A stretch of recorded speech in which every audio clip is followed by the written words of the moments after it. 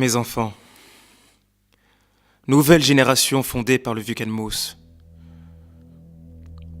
Pourquoi siégez-vous devant moi, parés de rameaux suppliants? La ville est pleine du parfum de l'encens, bruissante de prières et de lamentations. Je ne veux pas laisser un autre que vous, un quelconque messager m'informer de ce qui vous touche, mes enfants. Et je suis venu en personne, moi, Oedipe, le temps célébré. Eh bien parle, toi, vieillard, que tout désigne pour leur porte-parole. Dans quel état d'esprit êtes-vous? Vous attendez quelque chose de moi ou simplement que je vous rassure? Je veux vous secourir en tout. J'aurais le cœur bien dur si je n'avais pitié de vous qui siégez ainsi.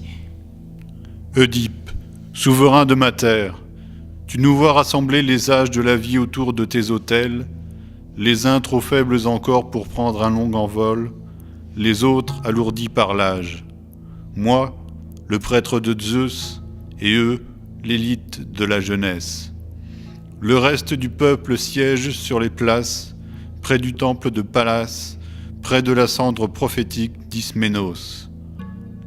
Car la cité, tu le vois toi-même, est submergée par le flot. Elle n'a plus la force de sortir des abîmes et du flot sanglant. Elle se meurt dans les amandes de la terre. Elle se meurt dans les troupeaux bovins et dans les stériles grossesses des femmes. Le dieu flamboyant frappe la ville et une terrible pestilence vide la demeure cadméenne pour enrichir de larmes et de lamentations le noir Hadès. Ni moi ni ses enfants assis à ton foyer ne t'égalons, ô Dieu, mais, dans les malheurs de la vie, nous te jugeons le premier des hommes pour intervenir auprès des divinités. À ton arrivée, tu as délivré la ville cadméenne du tribut que nous payions à la terrible chanteuse, et cela sans que nous t'en ayons dit plus, sans qu'on t'ait rien enseigné. Mais par l'assistance d'un Dieu, dit-on et croit-on, tu as redressé notre vie. Et maintenant, tête d'Oedipe, dont tous reconnaissent la puissance, nous nous tournons tous vers toi en suppliant qui te conjure de les secourir, que ton savoir vienne d'un homme ou de la voix des dieux. Ceux qui ont de l'expérience, je les vois décider au mieux au fil des circonstances. Va, toi le meilleur des mortels, redresse la ville. Va, prends garde. Cette terre t'appelle maintenant son sauveur à cause de ta bienveillance passée. Qu'on ne se souvienne pas que sous ton règne, nous ne nous serions relevés que pour retomber. Redresse la ville solidement. Sous un présage favorable, tu nous as apporté la fortune. Sois l'égal de celui que tu fus. Si tu veux encore diriger cette terre dont tu es le chef, mieux vaut la diriger avec des hommes que vides. Ni un rempart ni un vaisseau ne sont rien sans hommes pour les occuper.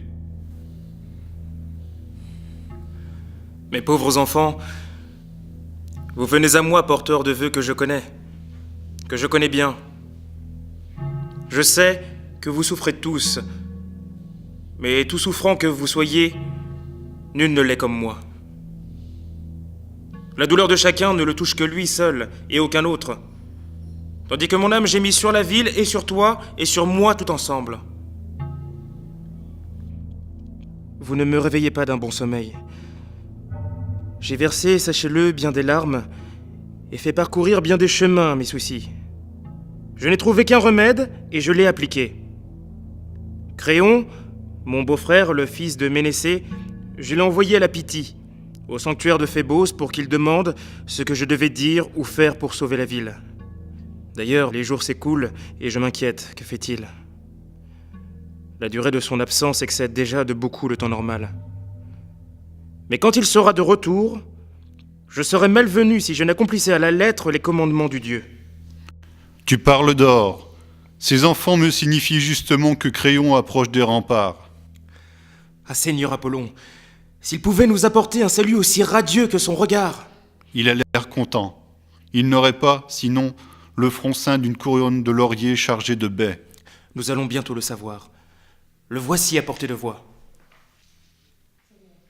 Seigneur, fils de Ménécée, mon beau-frère, quelle parole du Dieu viens-tu nous apporter? Une bonne. Je veux dire que même de malheur, si les choses tournent bien, peut venir un bonheur. Mais quelle est-elle? Ton présent discours ne me rassure guère, s'il ne m'inquiète pas. Si tu veux vraiment que tout le monde m'entende, je suis prêt à parler. Sinon, rentrons. Parle pour tous. Leur peine me pèse plus que celle de mon âme même. Disons donc le message du Dieu. Seigneur Phébos nous ordonne clairement de chasser de cette terre la souillure qu'elle nourrit avant qu'elle ne devienne incurable. Par quelle purification?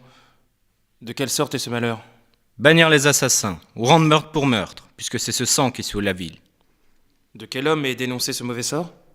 Cette terre, Seigneur, avec pour chef Laios, avant que tu ne diriges cette ville. On m'a dit cela. Jamais je ne l'ai vu. De sa mort, nous avons aujourd'hui l'ordre express de châtier les coupables. Où sont-ils? Comment retrouver la trace improbable d'un vieux crime? Le Dieu les dit sur cette terre. Ce qu'on cherche se trouve, s'échappe ce qu'on néglige. Où Laios est-il tombé sous les coups de ce meurtrier? Au palais, à la campagne? Sur une terre étrangère? Il nous a dit qu'il allait consulter l'oracle, et depuis qu'il a quitté la maison, il n'a pas reparu. Pas un messager, pas un compagnon de route, de qui on ait pu tirer quelque information? Ils sont morts, sauf un, qui s'est enfui de peur et qui n'a rien pu raconter de ce qu'il avait vu. Qu'une chose. Quoi? Un seul détail pourrait en faire comprendre beaucoup. Nous aurions un petit début d'espoir. Il a dit que Laios était tombé sur des brigands, et que ce n'était pas la force d'un seul qui l'avait tué, mais un grand nombre de bras. Sans argent fourni ici même, quel brigand aurait eu pareille audace? C'est ce qu'on a pensé. Mais dans nos malheurs, la mort de Laios n'eut aucun vengeur. Quel malheur empêche, quand le pouvoir s'effondre ainsi, de tirer au clair une telle affaire? La sphinx, le chant fascinant, à nous forcer à regarder les périls à nos pieds. Eh bien moi, je remonterai au début de l'affaire et je l'éclaircirai. Phébos a bien raison, et toi aussi tu as raison de prendre en compte les intérêts du mort. Il est juste que je fasse mien ce combat, dans l'intérêt du Dieu et de cette terre. Ce n'est pas pour des amis éloignés, c'est pour moi-même que je supprimerai cette souillure. Quel qu'il soit, l'assassin peut vouloir un jour porter la main sur moi. Ce que je fais pour ce mort inconnu, je le fais pour moi-même. Faites vite, mes enfants. Levez-vous et emportez ces rameaux suppliants. Qu'un autre rassemble ici le peuple de Cadmos, je suis prêt à tout faire. Avec l'aide du Dieu, on nous verra gagner ou tomber. Levons-nous, mes enfants. Nous avons la promesse que nous sommes venus chercher. Puisse Phébos, qui a envoyé ses oracles, nous sauver et mettre un terme à la maladie.